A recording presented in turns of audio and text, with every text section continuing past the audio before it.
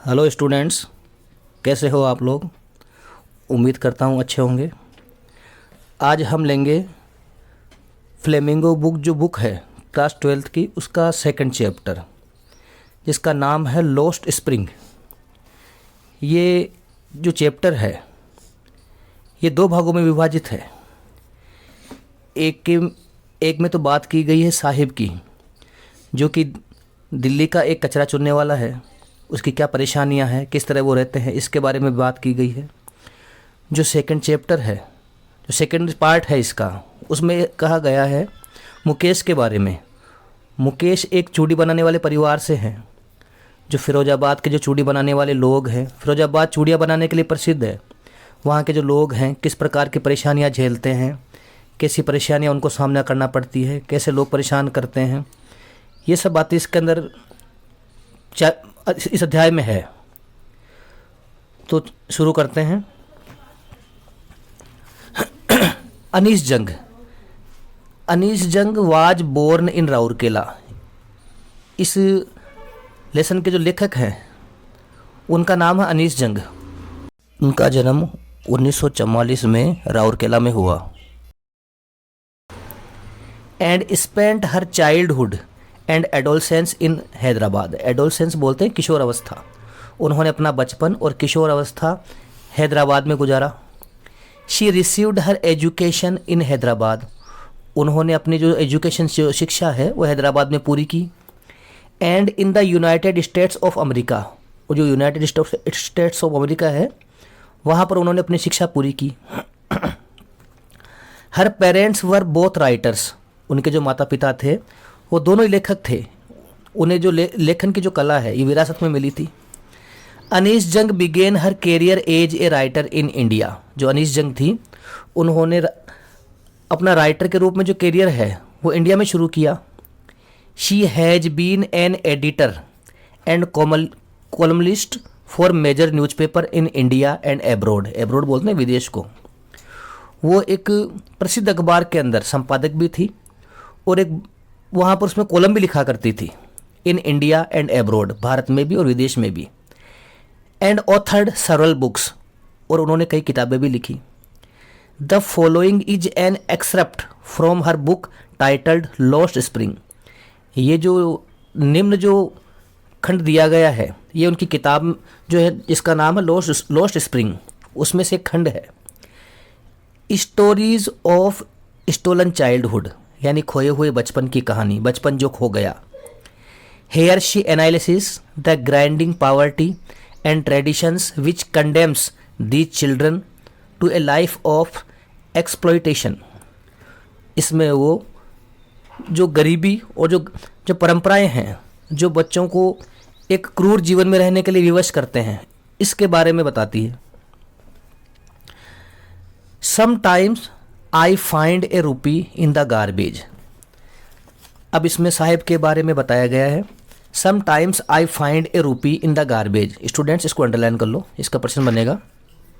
कई बार मुझे कचरे के ढेर में 1 रुपया मिल जाता है। Why do you do this. जो अनीस जंग है वो साहिब से पूछती है, तुम ये काम क्यों करते हो। I ask Sahib whom I encounter every morning। Encounter का मतलब होता है सामना करना। एवरी मॉर्निंग, मैंने ये बात साहिब से पूछी। जो कचरा चुनने के लिए जो लड़का आता था साहिब, मैंने उससे बात पूछी कि तुम दूसरा कोई काम क्यों नहीं करते हो, ये काम क्यों करते हो। whom I encounter every morning, जिससे मेरी हर सुबह मुलाकात होती है। Scrounging for gold in the garbage dumps of my neighbourhood. Garbage dumps, कचरे का ढेर, जो बड़े बड़े ढेर लगे हुए होते हैं कचरे के, जहाँ पर जाके जो कचरे के ट्रैक्टर वगैरह खाली होते हैं उनको बोलते हैं dumps. Scrounging for gold in the garbage dumps of my neighbourhood. जब वो हर सुबह हमारे पड़ोस के अंदर जो कूड़े के ढेर हैं उसमें सोना ढूंढने के लिए आता है, तब मेरी उससे मुलाकात होती है। Sahib left his home long ago. Sahib ने अपना जो घर है वो कई वर्षों पहले छोड़ दिया। Set amidst the green field of Dhaka, जो कि बांग्लादेश की जो राजधानी है ढाका, उसके जो हरे खेत हैं उनके बीच में उसका मकान था। His home is not even a distant memory, उसका घर तो उसकी दूर की यादों में भी नहीं है, कि उसे पता ही नहीं वो बचपन में आ गया था, क्योंकि वो बचपन के अंदर 1971 में अपनी माँ के साथ में बांग्लादेश से आ गया था वो।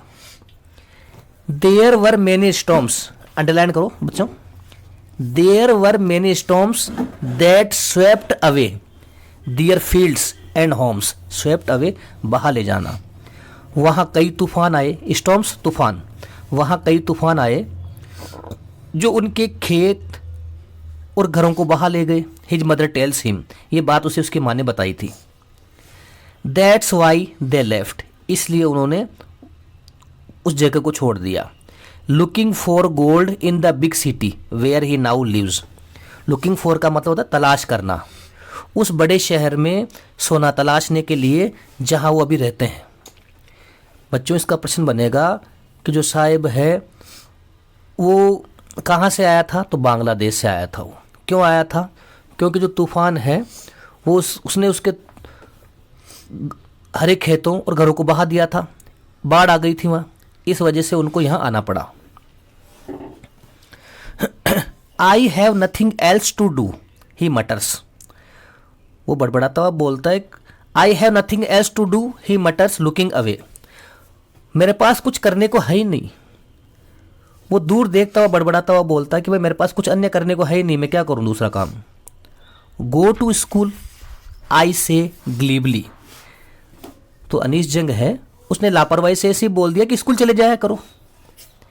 Realising immediately how hollow the advice must sound, उसे इस बात का तुरंत एहसास हो गया था कि उसकी जो सलाह है उसे कितनी खोखली लगेगी। कारण है जो बच्चा कचरा चुनने वाला हो, जिसके घर में पैसे की समस्या हो, स्कूल कहाँ से जाएगा वो। There is no school in my neighbourhood, मेरे पड़ोस में कोई स्कूल है ही नहीं। When they build one I will go, जब वो बना देंगे मैं चला जाऊंगा। If I start a school will you come, I ask half joking, अगर मान लो, अनीस जंग ने उससे कहा, यदि मैं कोई स्कूल बना लूँ, चालू कर दूँ, विल यू कम, क्या तुम आ जाओगे। आई आस्क हाफ जोकिंग, मैंने मजाक में ये बात कही। He says smiling broadly, a few days later I see him running up to me, मुझे कुछ दिनों बाद ही वह मेरी तरफ दौड़ता हुआ आया और पूछा, इज योर स्कूल रेडी, क्या तुम्हारी स्कूल तैयार है।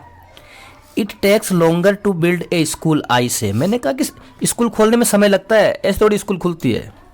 आई से embraced eight having made a promise that was not meant, क्योंकि मैं एक ऐसा वादा करके शर्मिंदा थी जिसका कोई मतलब ही नहीं था। इसका प्रश्न बनेगा कि जो अनीस जंग है वो अपने स्कूल खोलने के वादे पर शर्मिंदा क्यों थी। इसका कारण ये है, वो शर्मिंदा इसलिए थी कि उसका ऐसा कोई इरादा नहीं था, उसने तो ये बात ऐसे मजाक में बोल दी थी और बच्चे ने उस बात को सही मान लिया था। But promises like mine abound, abound यानी प्रचुर मात्रा में भरे हुए, in every corner of his bleak world, लेकिन जो मेरे जैसे जो वादे हैं वो तो उसकी खाली दुनिया में प्रत्येक कोने में भरे हुए पड़े हैं। After months of knowing him, कई महीनों तक उसे जानने के बाद, I ask him his name, मैंने उससे उसका नाम पूछा, भाई तुम्हारा नाम क्या है।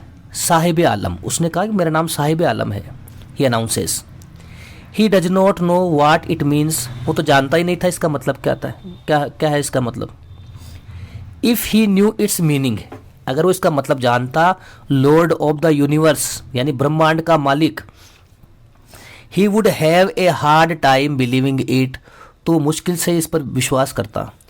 तो स्टूडेंट्स इसका प्रश्न बनेगा कि साहिब का पूरा नाम क्या है, तो साहिब आलम, और इसका मतलब होता है लॉर्ड ऑफ यूनिवर्स, ये याद रखना है आपको। अनवेयर, अनवेयर का मतलब अनभिज्ञ, जिसके बारे में अनजान। Unaware of what his name represents, उसे इस बात का पता ही नहीं था कि उसके नाम का अर्थ क्या निकलता है। ही रोम्स, रोम्स का मतलब होता है भटकना। The street with his friends, वह गलियों में अपने दोस्तों के साथ भटकता रहता था। An army of barefoot boys, एक नंगे पैर घूमने वाले लड़कों की कहानी की सेना। Who appear like the morning birds, जो कि सुबह चिड़ियों के समान प्रकट होते थे, and disappear at noon, और दोपहर को गायब हो जाते थे। Over the months I have come to recognise each of them, महीनों में मैं उनमें से सबको पहचानने लग गई थी, सबको जानने लग गई थी मैं। Why aren't you wearing chappals, I ask one students. देखो फिर एक इंपॉर्टेंट क्वेश्चन आ रहा है जो पूछा जाता है, why aren't you wearing chappals, तुम चप्पलें क्यों नहीं पहनते हो, मैंने पूछा, एक से पूछा मैंने। My mother did not bring them down from the shelf, उसने कहा कि मेरी जो माँ है वो मुझे शेल्फ से, अलमारी से निकाल के देती नहीं है पहनने के लिए। ही आंसर सिंपली, उसने सादगी से उत्तर दिया। Even if she did he will throw them off, add another who is wearing shoes that do not match. यदि वो इसको उतार के दे भी देगी तो ये उनको फेंक देगा। ये बात एक दूसरे लड़के ने कही जिसने ऐसे जूते पहन रखे थे जो आपस में मैच नहीं कर रहे थे। When I comment on it, जब मैंने इस पर टिप्पणी की, he shuffles his feet and says nothing, वो अपने पैर घसीटने लगा और कुछ नहीं कहा। I want shoes, मुझे जूते चाहिए। Says a third boy who has never owned a pair all his life, ये बात एक तीसरे लड़के ने कही जिसने अपने पूरे जीवन में कभी जूते नहीं पहने थे। Travelling across the country I have seen children walking barefoot, बच्चों इसको अंडरलाइन करो। Travelling across the country I have seen children walking barefoot, देश में घूमते हुए मैंने कई जगह बच्चों को नंगे पैर घूमते हुए देखा है। In cities, on village roads, शहरों में, गांव की सड़कों पर। बच्चों इसको अंडरलाइन कर लीजिए। It is not lack of money, ये धन की कमी के कारण नहीं है, but a tradition to stay barefoot, बल्कि नंगे पैर रहना तो एक परंपरा है। इज वन एक्सप्लेनेशन, ऐसा स्पष्टीकरण देते हैं। I wonder if this is only an excuse बहाना, to explain away a perpetual state of poverty. Perpetual state of poverty का मतलब होता है गरीबी की नितांत अवस्था।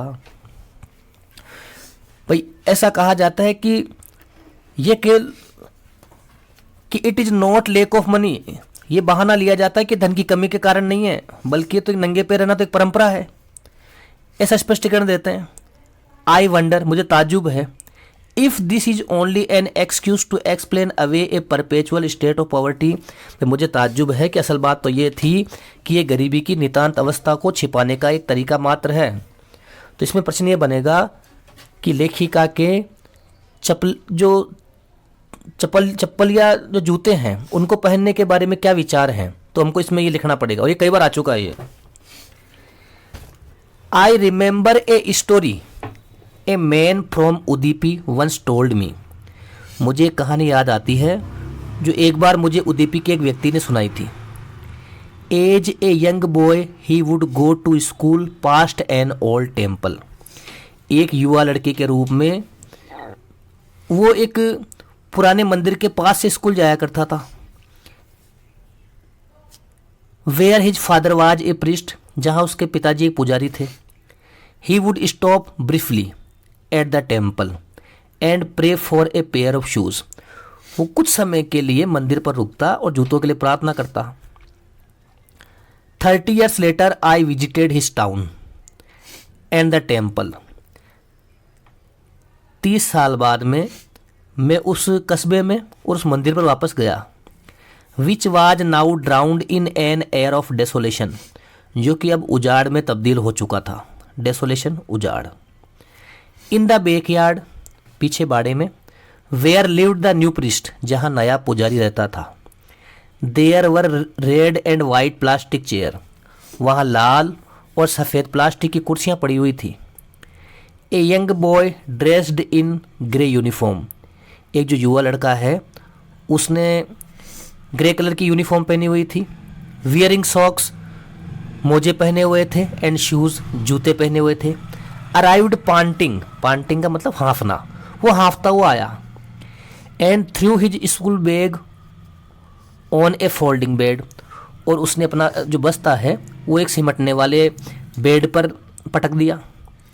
लुकिंग एट द बॉय, लड़के को देखते हुए, I remembered the prayer another boy had made to the goddess, लड़के को देखते हुए मुझे वो प्रार्थना याद आई जो एक दूसरे लड़के ने देवी से की थी। When he had finally got a pair of shoes, जब उसे वास्तव में एक जोड़ी जूते मिल गए थे। Let me never lose them, अब मुझे कभी खोने मत देना। The goddess had granted his prayer, देवी ने उसके बात मान ली। Young boys like the son of the priest now wore shoes, जो पुजारी के जैसे जो युवा लड़के हैं वो अब जूते पहनते हैं। But many others like the rag pickers in my neighbourhood remain shoeless, किंतु बहुत से और मेरे जैसे पड़ोस में रहने वाले जो रेक पिकर्स हैं, कचरा चुनने वाले लोग, वो आज भी बिना जूतों के घूमते हैं। माई एक्वेंटेंस बोलते हैं जान पहचान। With the barefoot rag pickers lead me to Seemapuri, a place on the periphery of Delhi, periphery का मतलब होता है border, yet miles away from it. My acquaintance with barefoot rag pickers, नंगे पैर कचरा चुनने वालों के साथ जो मेरी जान पहचान है, लीड्स मी टू सीमापुरी, वो मुझे सीमापुरी पे ले गई। सीमापुरी कहाँ है? ए place on the periphery of Delhi, ये दिल्ली की सीमा पर एक जगह है। Yet miles away from it, metaphorically, ये उपमा की दृष्टि से आज भी काफ़ी दूर है।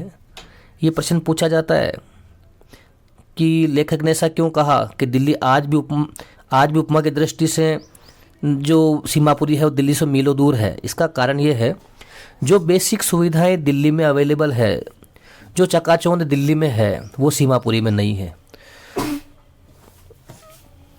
Those who live here are squatters, जो यहाँ रहते हैं वो शरणार्थी हैं। बच्चों अंडरलाइन करो। Who came from Bangladesh back in 1971, वो 1971 में बांग्लादेश से आए। Sahib's family is among them, Sahib का परिवार भी उनमें से एक है। Seemapuri was then a wilderness, उस समय सीमापुरी एक उजाड़ जगह थी। इट स्टिल इज, हालांकि आज भी है। But it is no longer empty, लेकिन अब ये खाली नहीं है।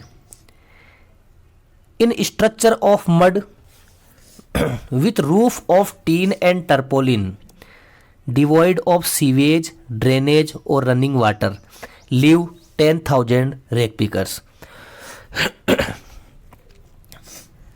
In structure of mud, structure का मतलब ढांचे, मिट्टी के ढांचों में, with roof of tin and tarpaulin, जहां पर चद्दर और तिरपाल से छतें बनाई गई है। डिवॉइड का मतलब रहित, ऑफ सीवेज गंदे पानी की निकासी, ड्रेनेज नालियां और running water, live 10,000 rag pickers, यहाँ गंदे पानी का निकास नहीं है, नालियाँ नहीं है, पीने योग्य पानी नहीं है, फिर भी यहाँ लगभग 10,000 कचरा चुनने वाले रहते हैं। They have lived here for more than 30 years without an identity, without permits, but with ration card that get their names on voter list and enable them to buy grain, grain का मतलब अनाज। They have lived here for more than 30 years, वे यहाँ कम से कम 30 सालों से रह रहे हैं। विदाउट एन आइडेंटिटी, बिना किसी पहचान के। विदाउट परमिट्स, न किसी अनुज्ञा पत्र के। बट विद राशन कार्ड, लेकिन इनके पास राशन कार्ड है। That get their names on voter list, जिसने उनके नाम को वोटर लिस्ट में जुड़वा दिया। And enable them to buy grain, और इसे अनाज खरीदने लायक हो गए। Food is more important for survival than an identity, क्योंकि जो भोजन है वो जिंदा रहने के लिए किसी पहचान से ज़्यादा जरूरी है। If at the end of day we can feed खाना खिलाना, over families and go to bed without an aching stomach, यदि शाम होने तक हम हमारे परिवारों को खाना खिला सकें और बिना किसी पेट दर्द के सोने के लिए जा सकें, यानी भूखे पेट न जाए। We would rather live here than in the fields that gave us no grain, तो हम यहीं रहना पसंद करेंगे उन खेतों के बजाय जो कि हमको अनाज देते ही नहीं है। See a group of woman in tattered saris, tattered saris फटी हुई साड़ियाँ, ये बात एक फटी हुई साड़ियाँ पहने हुए जो औरतों का ग्रुप था उन्होंने कही।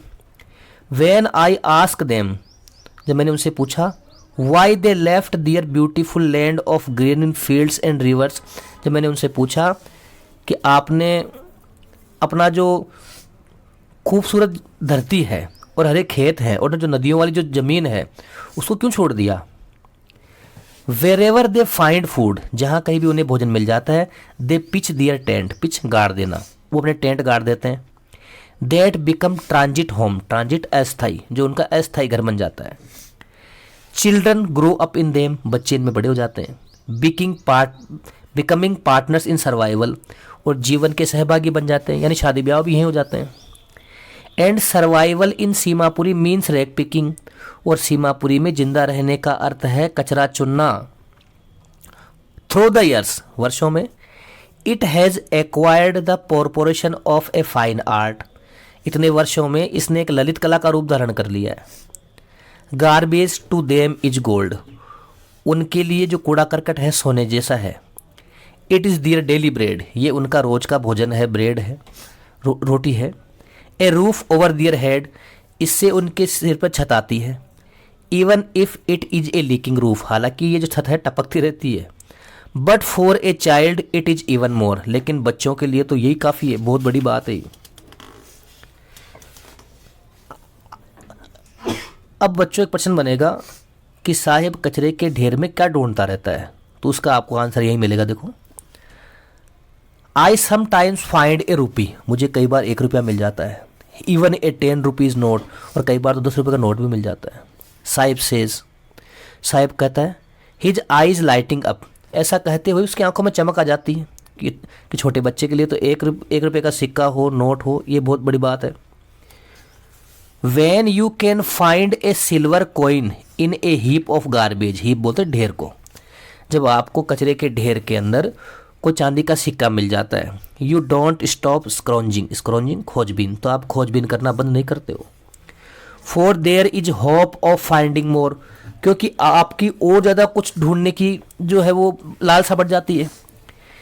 It seems that for children garbage has a meaning different from what it means to their parents, ऐसा लगता है कि जो बच्चे हैं उनके लिए कचरे का अलग मतलब है और उनके जो माँ बाप हैं उनके लिए कचरे का अलग मतलब है।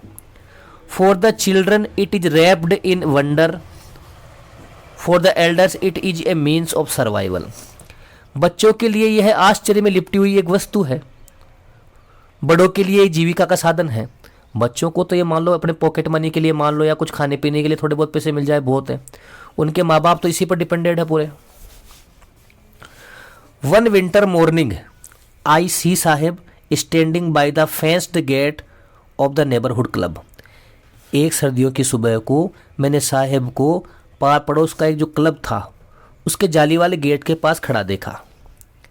Watching 2 young man dressed in white playing tennis, वो 2 युवा व्यक्तियों को सफ़ेद ड्रेस पहने हुए टेनिस खेलते हुए देख रहा था। आई लाइक द गेम, मुझे खेल अच्छा लगता है। ही हैम्स, वो बड़बड़ाता है। कंटेंट यानी संतुष्ट। To watch it standing behind the fence, वह इसे जालियों के पीछे से देख कर ही संतुष्ट है। I go inside when no one is around, he admit, वो अपनी इस बात को स्वीकारता है कि जब कोई भी अंदर नहीं होता है मैं अंदर चला जाता हूँ। The gatekeepers let me use the swing, जो चौकीदार है वो एक अच्छा आदमी है, वो मुझे झूला झूलने देता है वो।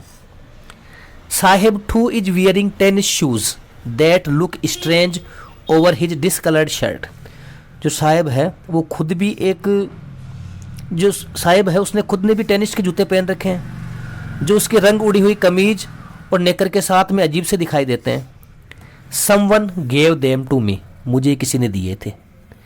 ही says in the manner of an explanation, manner बोलते हैं तरीका, एक्सप्लेनेशन स्पष्ट, वो स्पष्ट करने के तरीके स्पष्ट करते हुए बताता है कि भाई मुझे किसी ने दिए हैं। The fact that they are discarded shoes of some rich boy, असल बात यह है ये किसी अमीर लड़के के द्वारा त्यागे गए जूते हैं। Who perhaps refuse to wear them, शायद उसने इनको पहनने से मना कर दिया। Because of a hole in one of them, क्योंकि एक जूते में कोई छेद हो गया था। Does not bother him, bother यानी परेशान होना, इससे उसको कोई फर्क नहीं पड़ता, वो परेशान नहीं होता इस चीज़ से। For one who has walked barefoot, मान लो जो कभी नंगे पैर घूमा हो, even shoes with a hole is a dream come true, उसके लिए तो एक छेद वाला जूता भी सपना सच होने जैसा है। But the game he is watching so intensely is out of his reach, लेकिन जिस खेल को वो इतने ध्यान से देख रहा है वो उसकी पहुंच से बाहर है। अब बच्चों मोस्ट इंपॉर्टेंट प्रश्न आ रहा है और पूरा का पूरा पैराग्राफ ही उसका आंसर बनेगा। दिस मॉर्निंग साहेब, इसका प्रश्न ये बनेगा कि क्या साहेब चाय की थड़ी पर काम करते हुए खुश है, ये आप देखो। This morning Saheb is on his way to the milk booth, आज सुबह जो साहेब है वो अपनी जो मिल्क बूथ है, दूध की जो डेयरी है, उस रास्ते पर जा रहा था। In his hand is a steel canister, उसके हाथ में एक स्टील की बाल्टी थी। I now work in A tea stall down the road, उसने कहा मैं आजकल सड़क के नीचे जो चाय की दुकान है ना नीचे की तरफ, वहाँ काम करता हूँ। He says pointing in the distance, distance दूरी, पॉइंटिंग इशारा करना, उसने दूर इशारा करते हुए कहा कि वहाँ चाय की थड़ी पर काम करता हूँ। अंडरलाइन करो आगे। I am paid 800 rupees and all my meals, मुझे 800 रुपये और मेरा पूरा भोजन मिल जाता है, इसको याद रखना है। Does he like the job, क्या उसे ये जॉब पसंद है। आई आस्क, मैंने पूछा। His face I see has lost the carefree look, carefree look का मतलब है निश्चिंता का भाव। मैंने देखा कि ये बात पूछते ही कि क्या तुम्हें ये काम पसंद है, उसके चेहरे का जो निश्चिंता का भाव था वो उड़ गया। The steel canister seems heavier than the plastic bag, क्योंकि उसे जो स्टील की जो बाल्टी है, कनिस्तर है, वो उसे प्लास्टिक के बैग से कहीं भारी लगता है। He would carry too lightly over his shoulder, जिसे वो कितने आराम से अपने कंधे पर लेके घूमता है। The bag was his, bag उसका था। The canister belongs to the man who owns the tea shop, और जो कनिस्तर है वो उस आदमी का था जो कि चाय की दुकान का मालिक था। Sahib is no longer his own master, अब साहिब खुद का मालिक खुद नहीं था। अब इसका आंसर ये बनेगा कि नहीं, साहिब चाय की थड़ी पर काम करते खुश नहीं था, क्योंकि वो खुद का मालिक खुद नहीं था।